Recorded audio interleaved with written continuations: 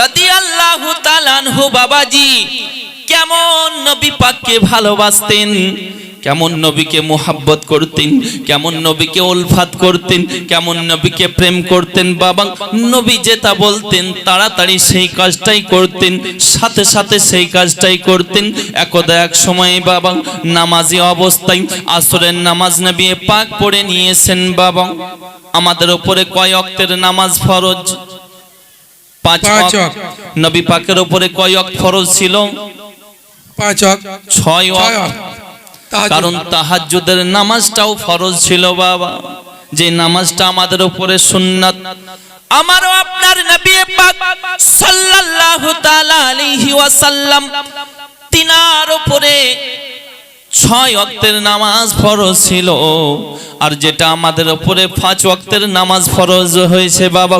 শুধু তাই নয়, আমার নবী পাক আসরের নামাজ পড়ার পরে হযরতে আলীকে ডাক দেওয়ার পরে হযরতে আলীর কোল মুবারাকায় রাং মুবারাকায় মাথা দিয়েছেন, আরাম করতে আসেন। আরাম করতে আছেন। এদিকে আসরের সময় যেতে আছেন। হযরতে আলী রাদিয়াল্লাহু তাআলা আনহু চিন্তা করেন আসরের সময়ের, মনে মনে চিন্তা করেন আমার নবীকে জাগাবো কি জাগাবো না, উঠাবো কি উঠাবো না, কি করব। একদিকে মোহাব্বত, দ্বিতীয় দিকে ইবাদত, একদিকে মোহাব্বত, দ্বিতীয় দিকে ইবাদত, একদিকে মোহাব্বত আর একদিকে ইবাদত, একদিকে নামাজের সওয়াল, দ্বিতীয় দিকে মোহাব্বতের সওয়াল। কি করা যায় মনে মনে চিন্তা করেন। নবীকে যদি বেদার করি, যদি উঠিয়ে দিই নামাজ আদায় হয়ে যাবে, কিন্তু নবীর সঙ্গে বেয়াদবি করা হবে। আমারও আপনার নবী পাকের জামাতা হযরতে আলী রাদিয়াল্লাহু তাআলা আনহু যখন মনে মনে চিন্তা করতে কুফার হাইকোর্টের জাস্টিস হযরতে আলী রাদিয়াল্লাহু তাআলা আনহু তিনি ডিসাইড করে নিলেন, যদি নামাজ কাজা হয়ে যায়, ইবাদত যদি কাজা হয়ে যায়, কাজার আদায় আছে, কাজা আবার পড়া হবে, মোহাব্বতের কাজা হয় না। অর্থাৎ আমি নামাজ ছেড়ে দিলাম, মোহাব্বতটাকে আমি আঁকড়িয়ে ধরবো। ইবাদত ছেড়ে দিলেন বাবা, মোহাব্বতটাকে আঁকড়িয়ে হযরতে আলী ধরলেন। কিন্তু বাবা যে মাগরিবের টাইম হয়ে গেছে, আসরের টাইম চলে গেছে, আব্বারা আমার মাগরিবের সময় হয়ে গেছে, মনে মনে চিন্তা করেন আর কান্না করেন, মালিক ওগো আল্লাহ পাক, আমার আসরের নামাজ আজকে কাজা হয়ে গেছে, আমার আসরের নামাজ আজকে কাজা হয়ে গেছে।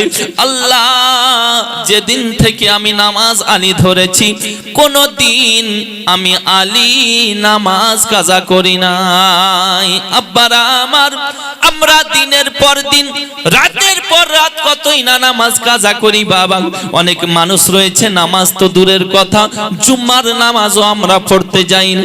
অনেক আমাদের মধ্যে মানুষ রয়েছে যারা বাবাজি শুধু ঈদ এবং বকরা ঈদ, আব্বার আমার ঈদুল ফিতর এবং ঈদুল আজহার নামাজ ছাড়া অন্য কোন নামাজে যাই না। অনেক মানুষ রয়েছে যারা ঈদুল ফিতর ঈদুল আজহার নামাজও পড়ে না, শুধু জানাজার নামাজে যায়। আপনাদের এই গ্রামে বোধহয় নাই আব্বাজি ও ভাই জানেরাও, আমারও আপনার নবী পাকের জামাতা হযরতে আলী রাদিয়াল্লাহু তাআলা আনহুর চোখের পানির ফোঁটা আব্বার আমার কান্না করতে আছেন আসরের নামাজ কাজা হয়েছে বলে। আমরা কতই না গুনাহ দিনের পর দিন, রাতের পর রাত করতে আছি রে বন্ধু। মোবাইলের মধ্যে সারাটা দিন আমরা লেগে থাকি, ফেসবুক চালিয়ে ইউটিউবের মধ্যে আমরা সময় অতিবাহিত করি। আল্লাহ পাক যার জন্য পাঠিয়েছেন, আল্লাহ রাব্বুল আলামিন নামাজের জন্য পবিত্র কোরআনে বলেছেন, ইন্নাস সালাতা তানহা আনিল ফাহশাই ওয়াল মুনকার, নিশ্চয় নামাজ মানুষকে সমস্ত খারাপি থেকে হেফাজতে রাখে। সুবহানাল্লাহ, বেশক সুবহানাল্লাহ। কিন্তু নামাজ পড়ি না বাবা, নামাজ পড়ি না। হযরতে আলী কান্না করতে আছেন, তিনার অশ্রু বইতে আছে, তিনার চোখে জল। আব্বার আমার হযরতে আলীর চোখের পানির ফোঁটাও আমারও আপনার নবী পাকের পেশানিতে পড়ে যাই। জোরে বলেন সুবহানাল্লাহ। যখনই পেশানিতে পড়ে গেল আমারও আপনার নবী পাক সাল্লাল্লাহু তাআলা আলাইহি ওয়াসাল্লাম উঠে গেছেন, বলতে আছেন ওগো আলী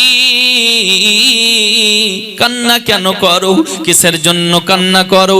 ও আলী কেন কান্না করো, কিসের জন্য কান্না করো গো আলী? হযরতে আলী বলতে আছেন দরদি নবী আমার, ইয়া রাসূলুল্লাহ গো, ইয়া হাবিবাল্লাহ নবী গো, আমি আলী আমার আসরের নামাজ কাজা হয়ে গেছে, কারণ মাগরিবের ওয়াক্ত ঢুকে গেছে নবী গো, তার জন্য আমি আলী কান্না করি। ওগো নবীজি কারণ হলো একটাই, আমি আলী যতদিন থেকে নামাজ ধরেছি আমি আলী নামাজ কাজা করি নাই, একদিনও নামাজ কাজা আমার দাদাই হয় নাই। নবী গো আজকে নামাজ কাজা হয়ে গেছে, তাই আমি আলী কান্না করি। আমারও আপনার নবী পাকের পাওয়ার, আমারও আপনার নবী পাকের ক্ষমতা হযরতে আলীকে বলতে আছেন আলী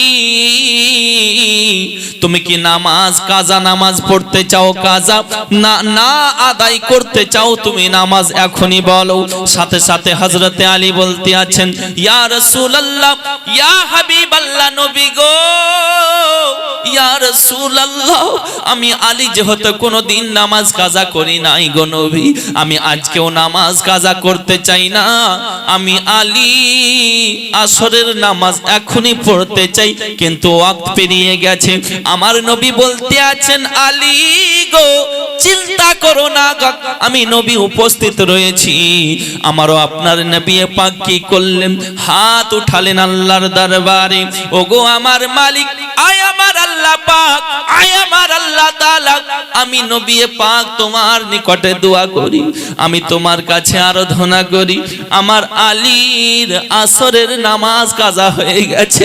আয় আমার আল্লাহ রব্বুল আলামিন আমার আলীর জন্য ডুবে যাওয়া সূর্য আবার পুনরায় উদিত করে আসরের সময় তুমি করে দাও। সুবহানাল্লাহ, সুবহানাল্লাহ, আরেকটু জোরে সুবহানাল্লাহ, সুবহানাল্লাহ। মুহাম্মদ রাসূল আরবি নাইবে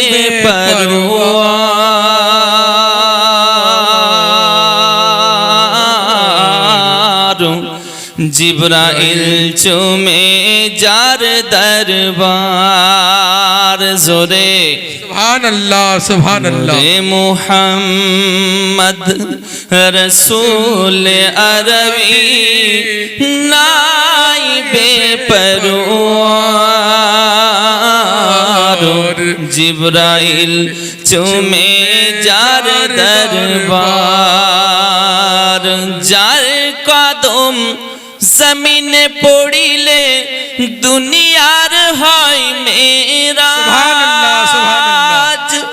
রসুল পাকের জুতো মুবারক আরশে আজিমের তাজ। সুবহানাল্লাহ, সুবহানাল্লাহ। জোরে বলেন সুবহানাল্লাহ। নারায়ে তাকবীর, আল্লাহু আকবার, নারায়ে রিসালাত, ইয়া রাসূলুল্লাহ, নারায়ে বেলায়াত, ইয়া জিন্দাবাদ, ইয়া ওলি আল্লাহ। ওলি আল্লাহ, নারায়ে বেলায়াত যখন বলবো ইয়া ওলি আল্লাহ ইয়া ওলি আল্লাহ বলবেন, কিন্তু আপনাদের গম্ভীর খুব কম। মাওলানা সাহেব আপনি এটা অফ রাখেন তো, ইনাদেরকে দেখে কেমন পাওয়ার, ভলিউম দেখে কেমন বের হচ্ছে ইনাদের, তারপরে আপনি বলবেন। মাইকে তো আলহামদুলিল্লাহ আসবে, দেখি আপনাদের নারায়ে তাকবীর। শুধু সামনে থেকে পিছন থেকে বলতে আছে বক্তা সাহেবকে তো বকার জন্য নিয়েছে, তা আমাদেরকে কেন ইয়া করছে আবার, মনে মনে করছেন নাকি? দুই সাইডে মা বোনেরা বসে আছে, বুঝতে পারলেন? মা বোনেরা বলতে আছে যে আমাদের জন্য তো কিছুই বলে না, খুব ভালোই হচ্ছে, কিন্তু ওদের যে আগামীতে আছে আর কিছুক্ষণ পরে ওদের লাইনে পড়বে। এবার আমার মা বোনেদের কিছু গুরুত্ব আলোচনা আছে আজকের মাহফিলে, করব ইনশাল্লাহ। তবে একটু জোর আপনাদের বাড়বে, আমাকেও ভালো লাগবে। আপনাদের যত বুঝতে পারলেন ভলিউম বাড়বে, আমারও মিটার কি, আমার মিটার বাড়বে বাবা। শুধু আজকে নয়, প্রতিদিনই আমার তো চলে, বুঝতে পারলেন? শুধু আল্লাহর দয়া, আপনাদের দোয়া। নারে তাকবীর। পিছন থেকে দেখি একটু হাত উঠিয়ে বলবেন নারে রিসালাত। সবাই হাত উঠাচ্ছে না। এই শিলিগুড়ির সাইডে কিছুদিন আগে গেছিলাম, আমি বলছি যে সকলে হাত উঠান তো, নারে রিসালাত। তো বুঝলেন 2-5 জন হাত উঠাচ্ছে। আমি বলছি কেন, আর উঠান না কেন? বলছে হুজুর হাত উঠালে তো বগলের ফাঁকে হাওয়া ঢুকছে ঠান্ডা, এমনই তো শীত। বুঝতে পারলেন? তার লেগে গায়ের কাপড়ের ভিতরে সুন্দর করে বলছে এই হাত উঠাবো, হাওয়া তো ঢুকবে বগলের ফাঁকে। তাহলে নবীর মোহাব্বতে তারা বলছে হুজুর জীবন দিন দেব, আর সামান্য হাত উঠাতে পারছে না ঠান্ডার ভয়ে। তাহলে এখানে পরীক্ষা কেমন দেখেন, বুঝতে পারলেন? বলছে বগলের ফাঁকে হাওয়া ঢুকবে বলে হাতও উঠাচ্ছে না। আর ভোটের সময় ইনকিলাব জিন্দাবাদ, তখন বাবা পিকআপ আলাদা, ভলিউম আলাদা। আর এখন সুবহানাল্লাহ, আমি ওই রুটে তো বেশি যাই, হলদিবাড়ি, শিলিগুড়ি, নিউ জলপাইগুড়ি, এগুলো নিয়ে আমার বেশি রুট প্রোগ্রাম হয়। ইনশাল্লাহ এই রমজান অবধি, একদম রমজানের আগে পর্যন্ত টানা, এখন চললই। মাঝে মাঝে মাঝে সব নিয়ে রেখে দিয়েছি, আবার ঈদের পর থেকে আবার আরম্ভ হয়ে গেল। বুঝতে পারলেন? শুধু আপনাদের দোয়া। এই যে এই জায়গায় বসে আছি বাবা, আমি প্রত্যেকটি জায়গায় বলি যে শুনছেন আলোচনা ঠিক আছে, কিছু আমল করবেন। এই আলোচনা শুনলেন, ফজরের নামাজ ঘুমিয়ে কাটিয়ে দিলেন, কোনো ফায়দা আছে? আলোচনা শুনলেন, ফজরের নামাজটা পড়লেন, আপনি কামিয়াব হবেন। এই আলোচনা শোনার পরে কিছু আমল করবেন, কামিয়াব হবেন। আমরা মুসলমান, আমি বলি যে আমরা এখনো অনেক যুবক ভাই আছে দাঁড়িয়ে পেশাব করে। কুলুপ তো দূরের কথা, দাঁড়িয়ে পেশাব করে। শুধু তাই নয়, ব্রাদারিনী মিল্লাতে ইসলামী অনেক মুসলমান ভাই বাবা চাচা রয়েছে যারা জানাজার নামাজের নিয়ত জানে না। নিজের মা ইন্তেকাল হয়েছে, তার লাশকে সামনে রাখা হয়েছে, জানাজার পড়বে, কিন্তু নিয়ত জানা নেই। 3 মুষ্টি মাটি দেবে কবরে, নিজের মায়ের কবরে মাটি দেওয়ার দোয়া অনেকের জানা নেই। বাস্তব কথা বলছি বাবা, আজকে দুঃখ করবেন, রাগ করবেন, কিছু করার নেই আমার। আমি বাস্তব কথা বলি, কিছু কিছু অনেকে আঘাত পায়, কিন্তু কিছু করার নেই, কারণ আমাদেরকে পরিবর্তন হতে হবে। নিজের মা কবরে, আজকে যদি সাহেবে আওলাদ নবী বলছেন নেককার সন্তান যদি পৃথিবীতে কেউ রেখে যায়, এই নেককার সন্তান রেখে যাওয়ার কারণে পিতা মাতা কবরে শুয়ে শুয়ে নেকি পাবে, জোরে বলেন। আব্বাজি ও ভাই জানেরা, কেমন নেকি পাবে বাবা?